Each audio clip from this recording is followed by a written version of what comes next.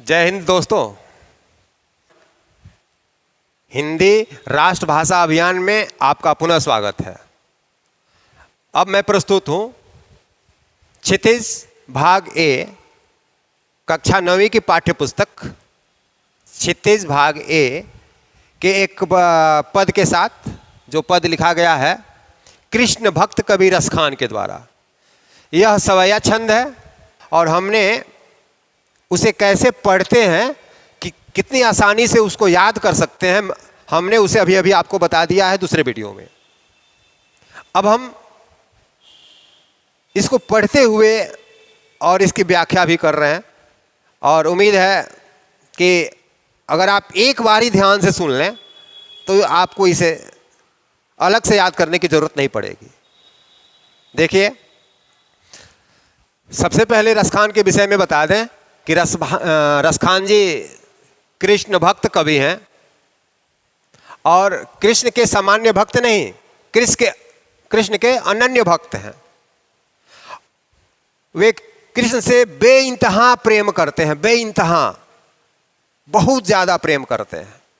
और जाहिर सी बात है कि हम जिससे प्रेम करते हैं उस व्यक्ति के साथ साथ उससे जुड़े हुए प्रत्येक व्यक्ति से हमको प्रेम हो जाता है, साथ ही उससे जुड़ी हुई वस्तुओं से, जुड़े हुए स्थानों से, नामों से, सबसे प्रेम हो जाता है।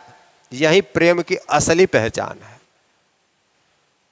और सबसे बड़ी बात देखिए कि रस खान जो कि इस्लाम धर्म से आते हैं और इस्लाम धर्म में पुनर्जन्म की मान्यता नहीं है, परंतु कृष्ण भक्ति का असर उन पर ऐसा हुआ है कि वे पुनर्जन्म को भी मानने लगे हैं, जो कि इस सवैये में स्पष्ट हो जाएगा। देखिए, पहला सवैया है, कह रहे हैं कि मानुष हो तो वही रस खाने बसों ब्रज गोकुल गांव के ग्वारन, जो पशु हो तो कहाँ बस मेरो चरौ नित नंद की धेनु मझारन, पाहन हो तो वही गिरी को जो कियो हरि छत्र पुरंदर धारन, जो खग हो तो बसेरो करो मिली कालिंदी कुल कदम्ब की डारन।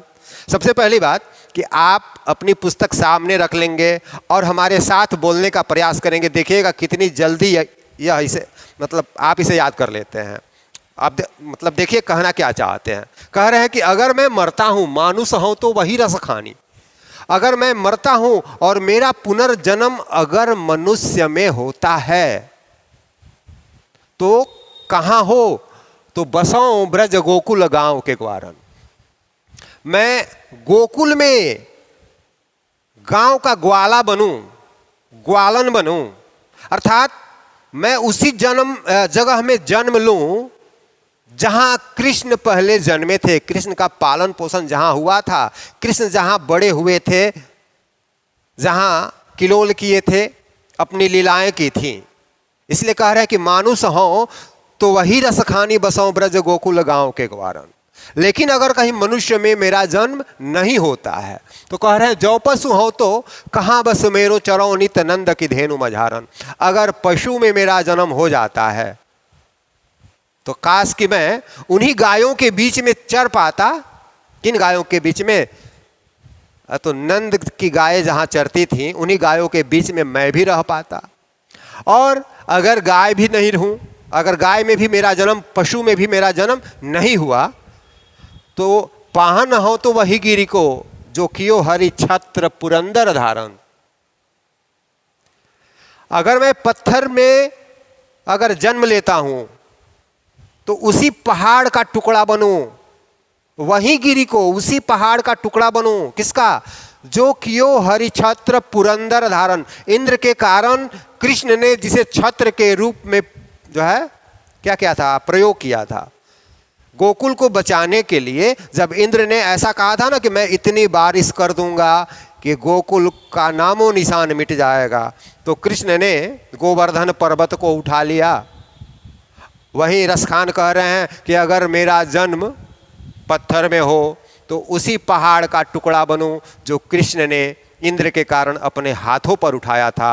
और जौखग हो तो बसेरो करो मिली कालिंदी कुल कदम्ब की डारन, और अगर कहीं पक्षी हो जाऊं, खग हो जाऊं, तो वह बसेरो करो, मेरा बसेरा कहाँ हो, तो कालिंदी के कूल पर, जमुना नदी के किनारे जो कदम के पेड़ हैं।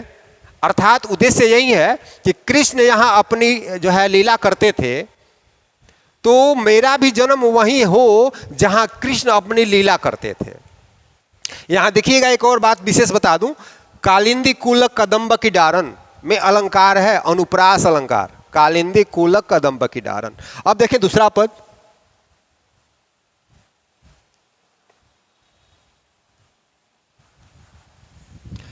कह रहे हैं कि या लकुटी अरु कामरिया पर राजते हूं पुर को तज डारो। उस लाठी और कंबल पर, किस लाठी और कंबल पर, तो जिसे लेकर कृष्ण गाय चराने जाते थे, उस लाठी और कंबल पर, या लकुटी अरु कामरिया पर राजती हूं पुर को तज डारो। तीनों लोकों का राज्य मैं न्योछावर कर सकता हूं, किस पर, तो उस लाठी और कंबल पर जिसे लेकर कृष्ण गाय चराने जाते थे। आठों सिद्धि नौ निधि के सुख नंद की गाय चराई विसारों। और आठों सिद्धियां और 9 निधियां प्राप्त होने पर किसी को जितना सुख मिल सकता है, उतना सुख तो मैं नंद जी की गाय चराकर ही प्राप्त कर सकता हूं। फिर कह रहे हैं, रस खान कब इन आखन सो ब्रज के बन बाग तड़ाग निहारो। कोटिक एकल धौत के धाम करील के कुंजन ऊपर बारों। कह रहे हैं रसखान जी की काश कभी मैं अपनी इन आंखों से ब्रज के, गोकुल के उन बागों और तालाबों को देख पाता। किनको, तो जिनमें कृष्ण लीलाएं करते थे। और कोटिक ऐ कलधौत के धाम, कोटिक करोड़ों, कलधौत के धाम सोने के महल, करील के कुंजन ऊपर वारों, न्योछावर कर दूं। करील कांटे वाली वो झाड़ियां जिसमें कृष्ण खेला करते थे, अगर वो मुझे मिल जाएं और उसके बदले में करोड़ों सोने के महल मिले, तो भी मैं करोड़ों सोने के महल का परित्याग कर सकता हूं उन कंटीली झाड़ियों के लिए। अब तीसरा पद देख लें। ये एक गोपी से बाकी गोपियां कहती हैं कि तुम कृष्ण का स्वांग करो, तुम कृष्ण बनने का नाटक करो, कृष्ण के रूप को धारण कर लो। ऐसे में वह गोपी क्या उत्तर देती है, यह सुंदर शब्दों में रसखान जी ने प्रस्तुत किया है। कह रहे हैं कि वो गोपी कह रही है कि मोर पखा सिर ऊपर राखी हो, गुंज की माल गरे पहिरोंगी। मोर का पंख माथे के ऊपर लगा लूंगी। तुम सब कहती हो कि मोर का पंख लगा लो, क्योंकि कृष्ण मोर का पंख लगाते थे, तो मैं भी मोर का पंख माथे के ऊपर लगा लूंगी और गले में गुंजा के फूलों की माला भी धारण कर लूंगी। ओढ़ी पीतंबर लैलकुटी बन गोधन ग्वारन संग फिरोंगी। पीतंबर भी ओढ़ लूंगी, कृष्ण पीतंबर ओढ़ते थे तो मैं भी पीतंबर धारण कर लूंगी और वन गोधन ग्वारन संग फिरोंगी। वन में, जंगल में गायों के पीछे पीछे ग्वालिनों के साथ घूम लूंगी, जो कृष्ण कहते थे, करते थे। फिर कह रही है, भावत तो वो ही मेरो रस खानी सो, तेरे कहे सब स्वांग करूंगी। भाव तो वो ही, यह करना तो मुझे भी भाता है, यह करना तो मुझे भी अच्छा लगता है। भाव तो वो ही मेरो रस खानी। रसखान कह रहे हैं कि गोपी कह रही है कि वह तो मुझे भी अच्छा लगता है कृष्ण बनना, सो तेरे कहे सब स्वांग करूंगी। इसलिए तुम लोगों के कहने पर यह सब नाटक मैं कर लूंगी, परंतु क्या, या मुरली मुरली धर के। देखिए कहना क्या चाहती है कि या मुरली मुरली धर के, यह मुरली मुरली धर के अधरान धरी, अधरान धरी, ओठों पर धर दी गई है, चढ़ गई है। अधरा न धरोंगी, अधरा न धरोंगी, मैं अपने ओठों पर धारण नहीं करूंगी। गोपियों को प्रेम था तो मुरली से, और जलन था तो मुरली से। कारण था कि जब कृष्ण मुरली बजाने लगते थे तो फिर किसी के नहीं सुनते थे, इसलिए मन ही मन वे जलती भी थी मुरली से।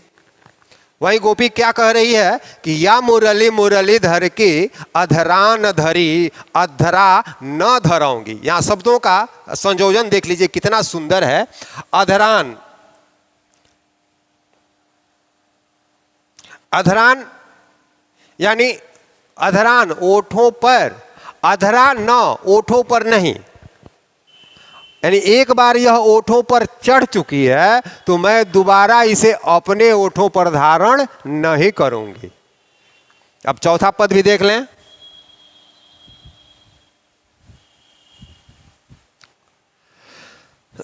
चौथा पद में कृष्ण के आंखों में जो सम्मोहन है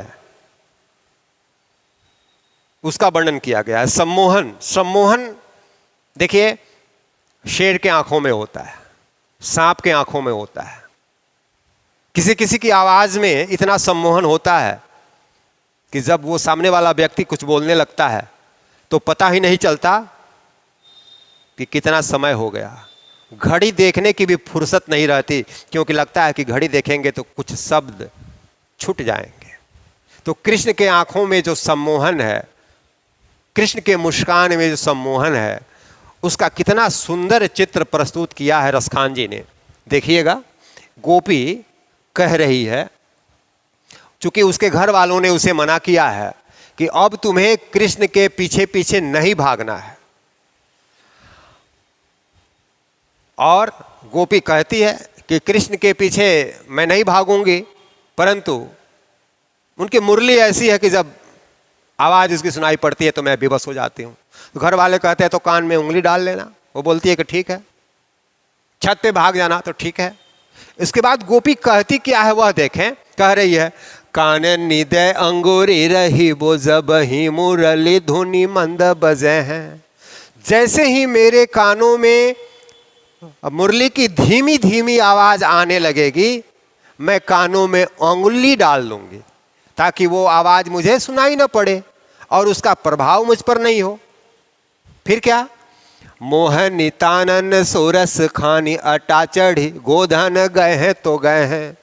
वे मोहनितान लगा करके भले ही गोधन गीत गाते रहे, लेकिन मैं अटा चढ़ जाऊंगी, छत पर चढ़ जाऊंगी ताकि उन गीतों को भी नहीं सुन सकूं। कानों में उंगली डालकर मैं छत पर चढ़ जाऊंगी।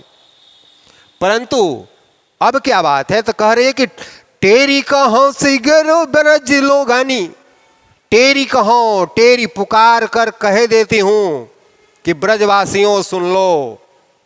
क्या, तो काल को ऊ कितनों समझे हैं, कल कोई चाहे कुछ भी रुकावट डाल ले, कुछ भी समझा ले, माई रीवा मुख की मुस्कानी संहारी न जय है, न जय है, न जय है।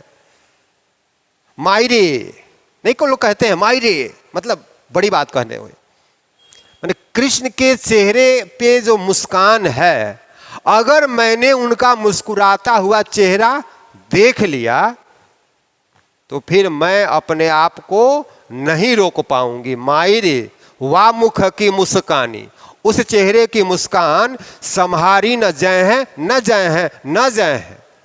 मैंने किसी से भी संभाला नहीं जा सकता। उम्मीद है यह पद आपको बेहतर समझ में आया होगा। अगर सच में यह पद आपको समझ में आया है तो सबसे पहले अपने हाथों को थोड़ा जुम्बिश दीजिए, लाइक कर दें, इसे सब्सक्राइब करें और अधिक से अधिक शेयर करें ताकि हम अपनी बात और दूर दूर तक पहुंचा सकें और अपने अभियान में आगे बढ़ सकें। आपको तो याद होगा कि हमारा अभियान है हिंदी राष्ट्रभाषा अभियान। धन्यवाद।